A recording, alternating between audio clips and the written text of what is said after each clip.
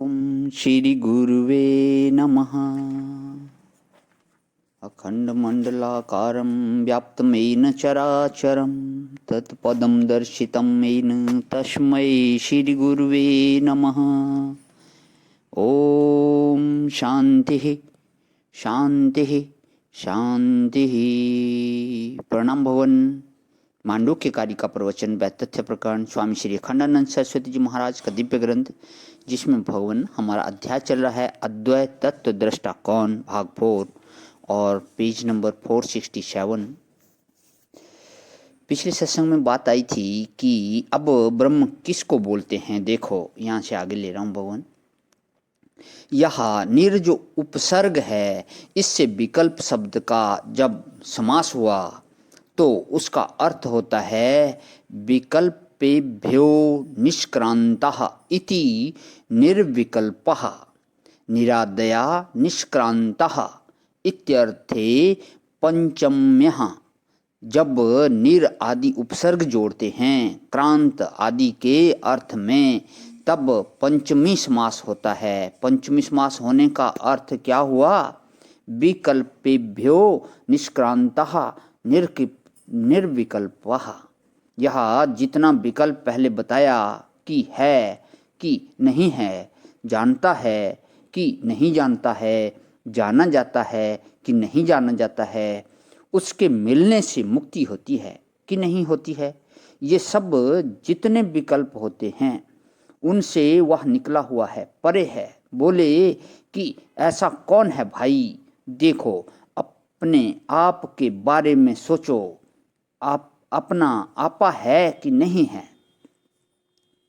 इसमें विकल्प है क्या? तुम्हारे मन में कभी यह प्रश्न होता है कि मैं हूं कि नहीं हूं? लो, एक विकल्प ऐसे ही समाप्त हो गया। मैं जानता हूं कि नहीं जानता हूं, यह विकल्प होता है कभी? अरे बाबा, तुम तो बड़े बड़े गुरुओं को बेवकूफ समझते हो, इतना जानते हो। जब तक चेला अपने गुरु को बेवकूफ ना समझे तब तक पूरा नहीं होता। चेले का पूरापन यही है। आप लोग इसे व्यंग्य नहीं समझना। जब पूर्णता छलकती है, उच्छलित होती है, तो ऐसे मालूम होता है कि हमको जितना स्पष्ट अनुभव स्वरूप दिखाई पड़ता है, हम जैसे ब्रह्म हैं, और जितना स्पष्ट और निर्मल अनुभव है अहम ब्रह्मास्मि, ऐसा अनुभव मेरे सिवाय कभी किसी को हुआ ही नहीं। ज्ञानी तो कोई हुआ ही नहीं। मैं ज्ञान स्वरूप ब्रह्म हूँ। अरे गुरु चेला भी कल्पित ही थे। जब तक गुरु चेला दोनों कल्पित नहीं होंगे तब तक ज्ञान क्या होगा? तो सारा ही विकल्प शांत हो जाएगा। इसके ज्ञान से मुक्ति होती है कि नहीं होती है? अरे तुम तो मुक्त ही हो, क्या विकल्प है? मुक्ति तुम्हारे अंदर अध्यारोपित है। मैं प्रिय हूं कि नहीं हूं?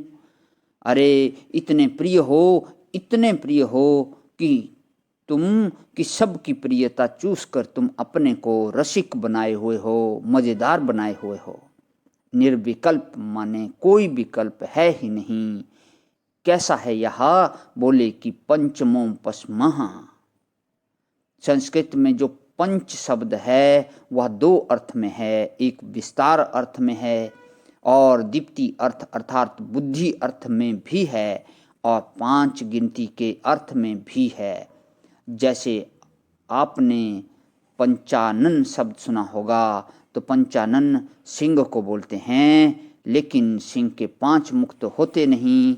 तो पंचानन होने का अर्थ क्या होता है? फैला हुआ मुख वाला, पची विस्तारे ही। देखो लोकसभा में प्रपंच शब्द का कैसे प्रयोग होता है। बड़ा प्रपंची है माने बड़ा ढोंगी है। अरे प्रपंच रच रखा है भाई। मुड़ियों ने प्रपंच रचा है, क्या रखा है मेले में? यह दुनिया का सुख कैसा है आपको क्या बतावें। जरा घंटे 2 घंटे दौड़ो और उसके बाद बैठ जाओ, देखो ऐसा मालूम होगा कि क्या शांति है। उस समय दिमाग काम करना बंद कर देगा, क्योंकि थक जाओगे। सो दिमागी विक्षेप बंद हो जाएगा तो मालूम पड़ेगा कि बड़ी शांति है। जब हम बद्रीनाथ जाते थे तो चढ़ते चढ़ते जब सांस फूल जाती थी, धड़कन तेज हो जाती थी, तो कहीं कोने में खड़े हो गए और ठंडी हवा का झोंका आया तो लगा कि आहा क्या आनंद है।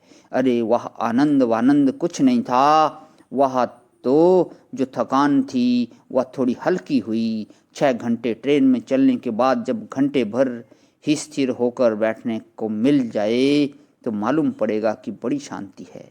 यह संसार का सारा आनंद ऐसा ही है।